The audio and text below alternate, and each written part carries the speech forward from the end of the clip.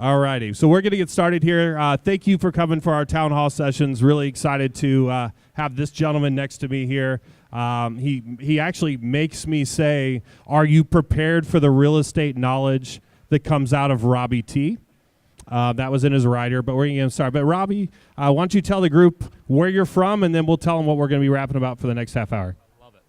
All right, so Robbie T, I started as an ISA with the Eric Hatch team in Fargo, North Dakota, about 5 years ago, give or take. And my whole experience comes from starting making calls to expireds, to canceleds, to really old leads. So I'm going to talk to you guys about how we have built an ISA department that traditionally touches about 55-60% of our business. And some of the best practices from that story. And again, we're in Fargo. We'll sell about 650 to 700 homes this year. And yeah, that's kind of us. That's great. And just for the people I haven't met, my name is Brett Calthorpe, and I'm the Director of Industry Outreach here at Zillow Group. So again, thank you guys for coming here.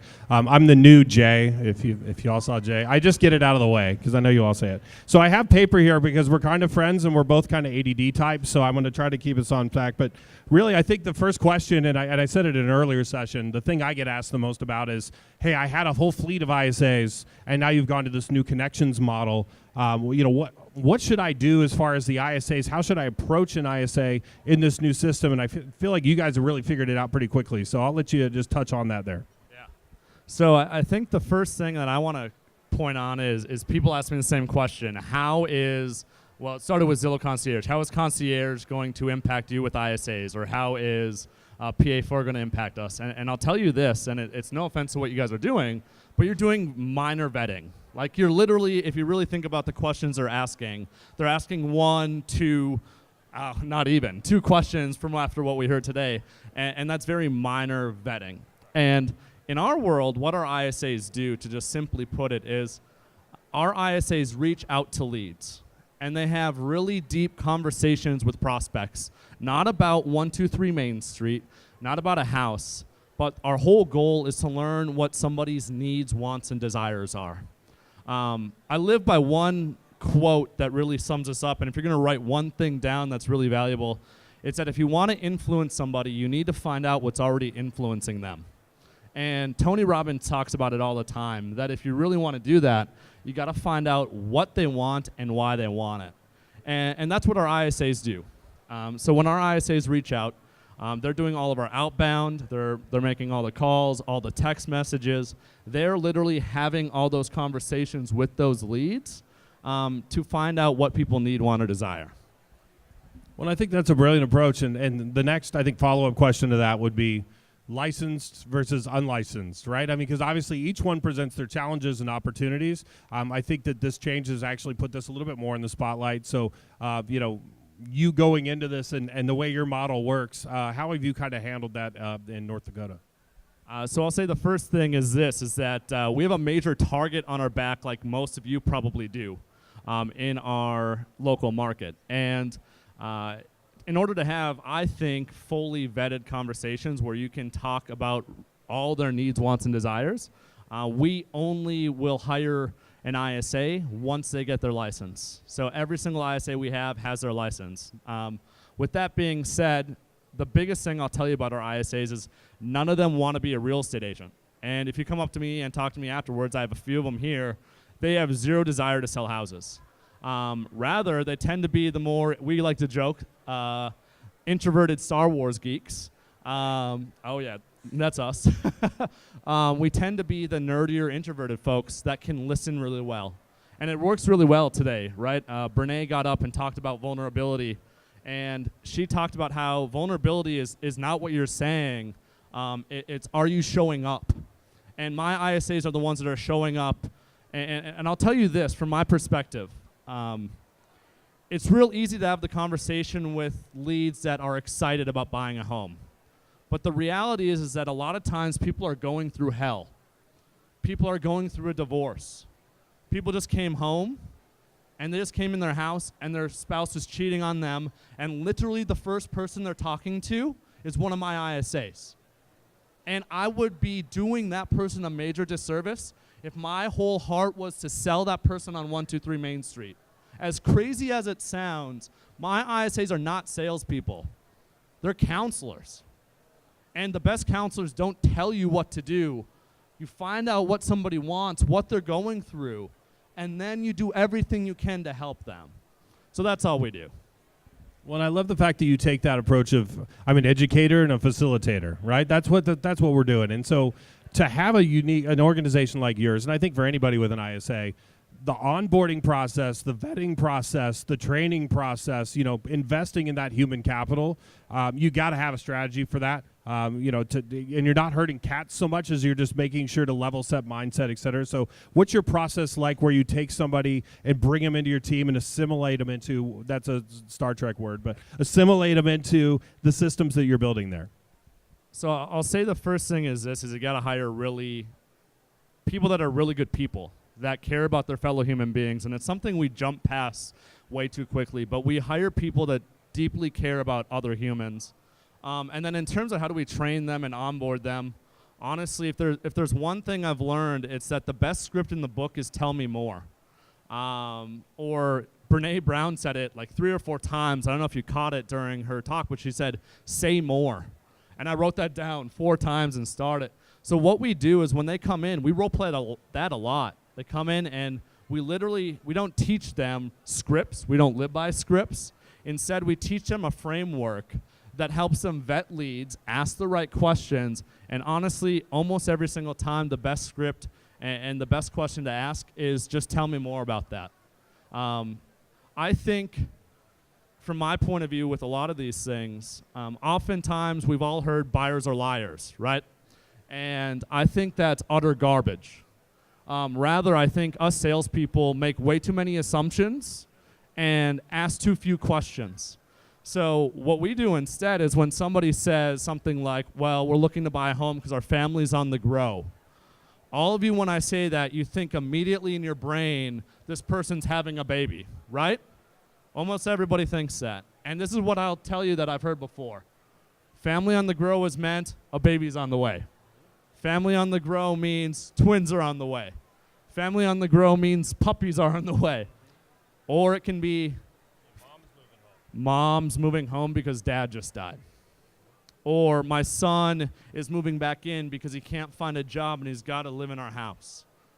And those are real things that we got to listen to. So the worst thing we can do is, when we hire someone, we got to teach them not to make assumptions because we all do it. And then instead teach them the whole idea of tell me more. Well, and I think I'm going to make you expand on that a little bit because I think, obviously life teaches us a lot of lessons. And it would be great if you had your first ever real estate blueprint, like when you all got licensed. Remember when you got done getting licensed and they taught you how to sell real estate in licensing school? You remember all that? Oh, wait, no, that doesn't happen. But you start and you have your first strategy, but it changes along the way through the lessons you learn. It's an impractical science. So what are some of the lessons you learned along the way to get to the point where you're at now as far as bringing people on, culture, et cetera? So if I asked almost all of you, I bet you if I asked you what you do for work, you'd probably say you're a salesperson. And the funny part about that is the only people that's actually a salesperson in real estate is a builder. Almost all of you are actually not in the sales business. You're in the service business. And we've been calling this the wrong game the whole time. So we fumbled through that. When I got into this game, when I was hired to be an ISA, my background was I worked on political campaigns. And I used to go knock doors. And if there's anything that's less popular than sales, go knock doors in politics. And what I learned quickly was if I was going out for one of my candidates, I couldn't go to someone that was of the opposite party and say, you should vote for this person. They would literally laugh me out the door. Rather, I needed to find common ground between what they want and what mattered to them in that election, and then maybe how does that align with the candidate that I'm working with. And the same thing applies, as you can see, it correlates exactly with how we approach all this. With that being said, I have a TED Talk where I talk about how we're all ingrained with the whole always be closing mindset. And I say always be curious and connecting. As opposed to closing. So I failed through it because when I came on, the thing I was handed was literally a script book, like almost all of you, in lead generation, and I tried it. And it didn't work well when my whole livelihood was based off of conversion. So I'm going to go off script because that's why I put it in my pocket. With your background and doing the door knockings and doing the politics, and I know you to be a very analytical person. So when you got into the world of real estate and you first get started, and then you, of course, realize, like everybody here did, that, oh, this is what the job is, and you figuring things out, were there points where you're like, wow, I don't know if this is for me? And what made you kind of flip the switch as far as this is for me and I want to build something that's better than what my competitors are doing? I think there's really two types of mindsets. When I first got into it, I had a really big distaste for sales and for scripts, without a doubt. And if anything, it has been the biggest motivator for what I do, which I coach ISAs and I train people how to have these conversations all the time. If anything, it turned eventually into a motivation to train my team how to do things differently, how to train myself how to do things differently, because I was definitely not perfect at it. But it's honestly fire for me, because I believe in one simple principle with everything is whatever is best for the consumer should always be the North Star. And in my heart, when I was told you should use scripts, something in my heart said that doesn't feel right.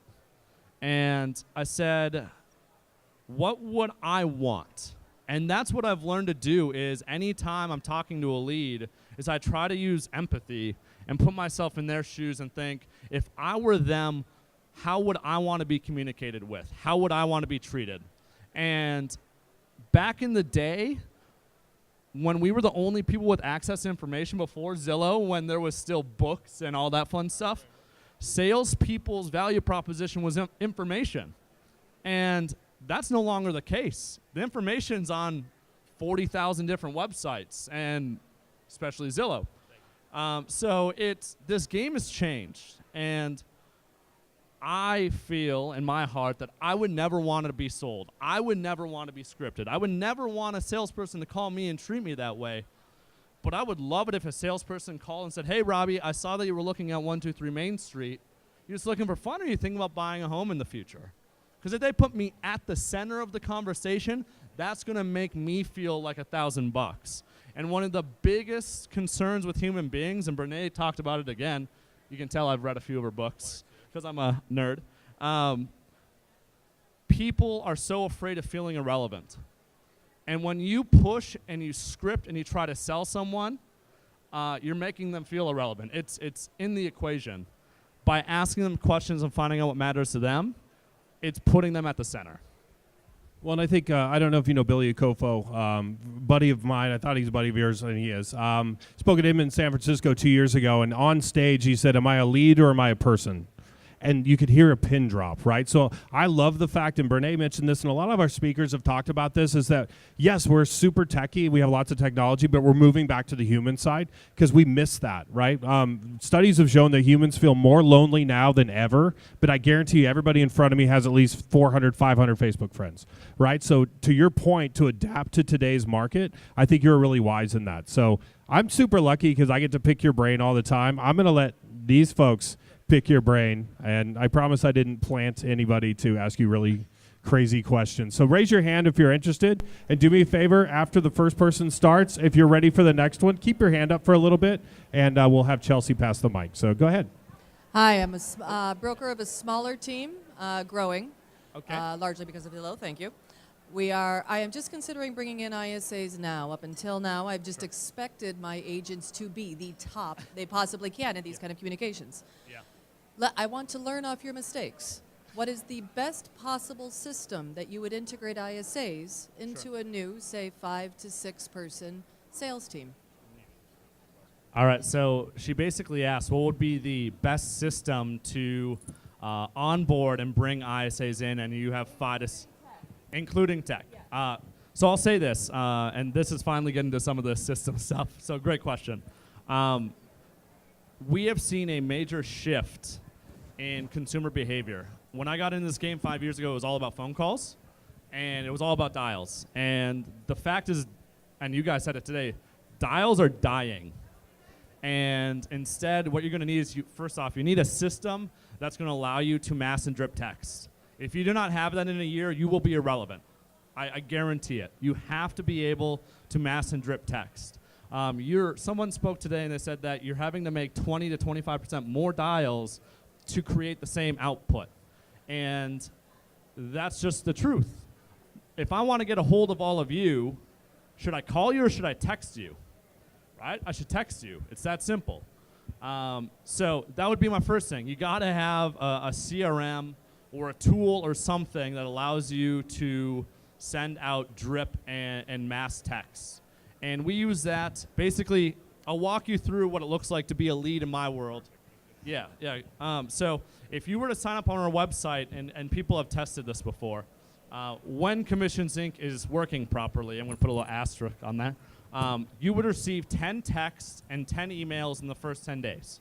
So you're going to receive 20 automated messages. I'll tell you this, that the emails are kind of, we do them because some people respond, but it's pretty rare. On top of that, my ISAs are probably calling you twice per day. So in the first 10 days, you're getting 40 attempts from us. And I know a lot of you are like, aren't you going to piss a lot of people off doing that?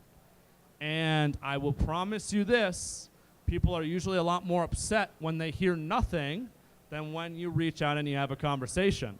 And I'll take it a step further that it's not so much that we're reaching out that really upsets them. It's when you get on the phone with them, are you pushing them? Are you pressuring them?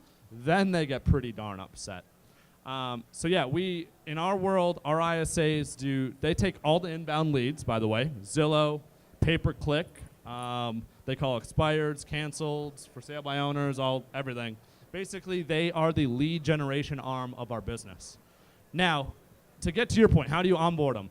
Please don't switch to what we do right away. It's a terrible idea.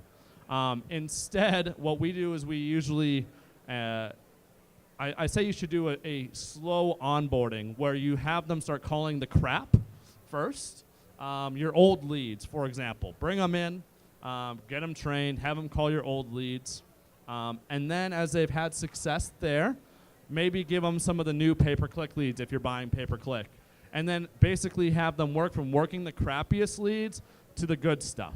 Really what you have to do is that person has to earn the respect of your agent.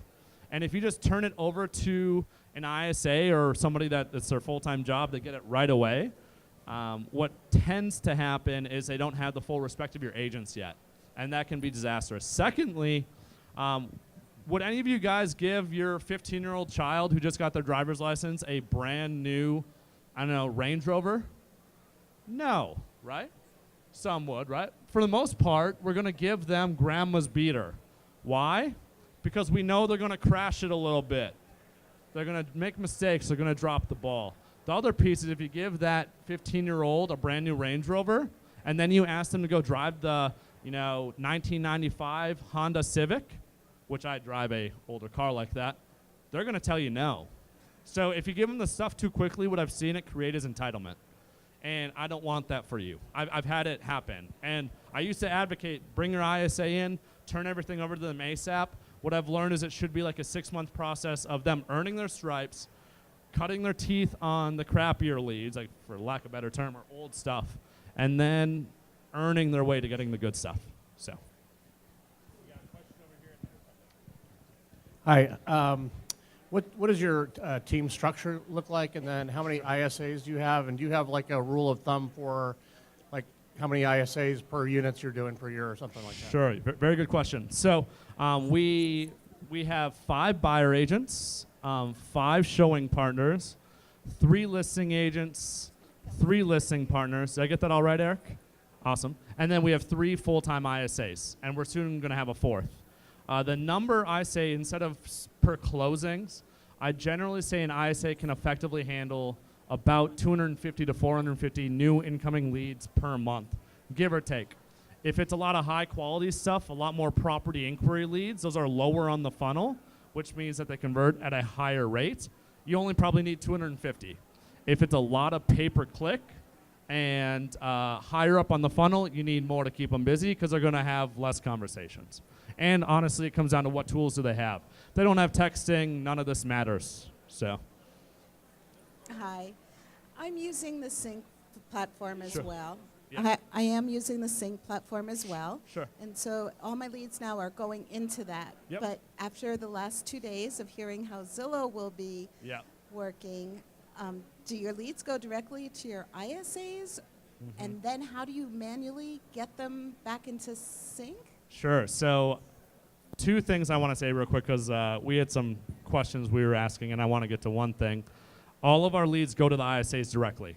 And what we had to create for our ISAs to receive leads was the ISAs are in the back end of Zillow as, you guys call them private profiles. Private profiles, I call them ghost profiles, same thing.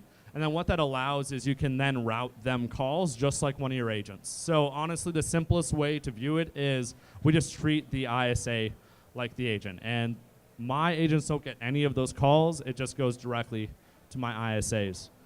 Depending on what happens with the phone call, then they're going to add it to Commission Sync. We're having to keep both databases updated, which kind of stinks, but honestly, with the data you guys are rolling out, I'm kind of excited about it. So, does that help? Okay. That Sync, hopefully to eliminate duplication, but I just find I'm duplicating systems. Yeah. My question is about Sync as well. Sure. The 10 text messages, is that something that you took from one of the ones that they have, or did you create them all yourselves? Great question. So all of our texts are short, sweet, to the point. I believe if you're sending out information as one of your texts, it's the simplest way to get the consumer to check out, because I don't want to send any of you information because you don't care. But I instead send text messages that are probably 1 or 2 sentences and just asking a question like, hey, are you thinking about buying a home in the near future? Short and sweet. If you want those, if you go to Leads Geeks, we have a post, and if you put your email in there, I will send you it. So you can have our direct messages. Oh, yeah. What's Leads Geeks? Is it fine if I talk about that? So we created a Facebook community where myself, my ISAs, and honestly a lot of other really great lead generators throughout the country are having really high-minded conversations about conversion. So we have a thread in there. If you just looked up, if you search 10 days in Leads Geeks, by the way, it's LEADS space GEEKS. Did I spell that right? Yeah, I'm kind of a nerd. It's on Facebook, yep. And if you have any questions, can't find it, come and find me, and we'll get you in there. But it's a really cool place where my ISAs are posting videos all the time. Like I believe in giving. That's just what my heart is. It's why I'm sitting up here. I'm scared as heck about crowds. I wouldn't tell you that, but I don't like it. But I'm doing it because I want to help you all, and I want to help this industry. Because if we don't, oh man, exactly. So, but yeah, Leads Geeks, get in there. We have heard from many people that the videos we've been uploading and the content has been used for them to onboard and train their ISAs. So go take advantage. Now, if you would all please put on the clown masks from It that I passed out to all of you for Robbie. No, that was a great question. You're doing an amazing job. So, do we have any more questions out there? We've still got some time. Right here in the middle. All right, we've got one up front, and then we'll come to you. Yep. So when you're doing those texts, are they coming like from someone's specific phone number, or are they one of those 555 things? Oh, it's coming through the Commission Sync number, Okay. but that comes across as, and it's all branded as one of our ISAs. Actually, it's not even the owner of the company. So it seems really human. Okay. If it's coming across from one of those, it seems like a spammy number. I mean, what would you do with that Right. text? We wouldn't read it, right? Right. So it's coming from a local sync number is what it, and it looks like one of us. It's not our technical number, and if they text it back, it routes to us, but they don't know the difference. But it's all branded with their name. So good question. Go Hi. ahead. Okay, so first question. How do you find ISAs, and how do you hire them, and how are you able to trust them? Oh, man. How much time do we have left? Gosh. We got 10. Okay, so how do you find good ISAs? Look for Star Wars nerds. Go to the new Star Wars premiere. Yeah. Yeah, right. So actually, Eric and I have done a lot of good videos on this, and just for the, since we only have 10 minutes, I'm going to point you to the videos. In Leads Geeks, we have videos on how we found our ISAs. So I'm just going to delay it and then go in there, and you can find it there, just because that's honestly a half-hour-long conversation. How do you train them? That's a good one. That is what I do. Like, that's why I have a job. I do that for our ISAs, and it's training never stops. First off, How often do you train them? Say that again. How often do you meet with them? With our new ISAs, it's generally on myself and the other lead ISA that we have, and it's constant. Every day? Every day. Yeah. So to give you guys some perspective on our ISAs, I'll go down into this because I think it'll help you a lot. When we hire our ISAs, they come into our world, and they are in office every single day from 8:30 to 5. All my ISAs are. So honestly, the training's ongoing throughout all that time. We also do intentional role plays for at least an hour or so every single day. We also have a full-time trainer in our world that we've hired that does a lot of training too. So there's just a lot of moving pieces with that. Yeah. Where did you find your trainer? And do you guys have personal coaches? So we found our trainer. Honestly, he was an agent for us, and I think he'd be the first to say that he wasn't the best agent, but he has the heart to teach. He was a professor, and that's kind of how I am. I'm kind of a nerdy professor, if you couldn't tell. But we knew his strengths were in sitting down and teaching people things. So he was a buyer agent in our world, and we moved him to a better seat. So we kind of got lucky, to be honest. So, but you could talk to that guy right there. Eric would tell you more about that. Sorry, Eric. This is what we call leveraging. Oh, please, yeah. I'm a big advocate of coaching, and I think training is ongoing for sure. I think the biggest mistake people make is they assume that this person's my friend and their trainer is going to work for me. There are so many different styles, and the hardest part about training is looking in the mirror and realizing what part of what I do I need to really work on. Not the 101, 201 level stuff, not the little things that make us feel good, but the real deep things that are going to make a radical difference in our careers. And so, try a few different trainers, a few different coaches, and figure out the one that works for your style. And if you have a brokerage or you have a team, find the one that matches your culture. So, yeah. Sure. So we live in our world by a rule of you watch me, I watch you, then you go and do. So that's how we do everything. I will never expect somebody to do well until they've watched me, then we watch them, then they go and do. A lot of times we skip, especially that second stage. So just wanted to add that. Go ahead. Hi, I just wanted to ask you about the commission sync, which I honestly have never heard of. I use Constant Contact. I have a huge database. Yep. I don't know if I noticed a couple of things. I love Constant Contact, but I noticed that one problem, they don't do video. You can have a link, but they don't do the actual video. They don't have that capability yet. Sure. I'm wondering if Zillow is going to have a mass text where you can take all your leads from the last 3 months or whatever and send out the ones you haven't heard back from, or just send to everyone that you click off in the pipeline, what's going on, are you ready to buy, are you ready to sell, blah, blah, blah. So I will say that obviously our big focus technologically this year has been these changes to the Premier Agent program. 100% next year, our Premier Agent app is getting a ridiculous amount of attention from our programmers. We really feel that it's going to be incredibly robust, and we take all this type of feedback. I mean, my job is basically to talk to all of you all the time and bring it back to Seattle and San Francisco, et cetera. So those are really good comments, great feedback, and I will say that I hate to be a tease, but next year you're going to see some really incredible enhancements to that Premier Agent app that I think is going to answer a lot of the questions and some of the issues that you might be having right now. So we have, I think we got room for maybe one more question. Sorry to make you run. We'll go here. Yep, we'll go right over here. Can you just talk about compensation? So I will not, and here's why. I will do it in private, or send me a Facebook message. If you just search Robbie T, I'll send it to you all day long. But I refuse to talk about that in front of a group just because there's so many moving pieces depending on the market. If you're in LA, it's different than, Fargo, North Dakota. So shoot me a message and I'll let you know. And then you can ask questions as well. All right. Well, I really appreciate your time here. And for you, I know you have a question. Just grab us afterwards. But I want to give you one more thought because your brain works a million miles an hour, and you've shared a ton of amazing content. I can't believe it's only been like 28 minutes.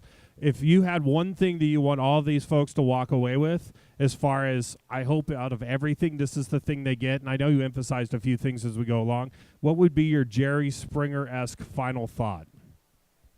I would say that if you guys want to be better versions of yourself, stop talking and start listening.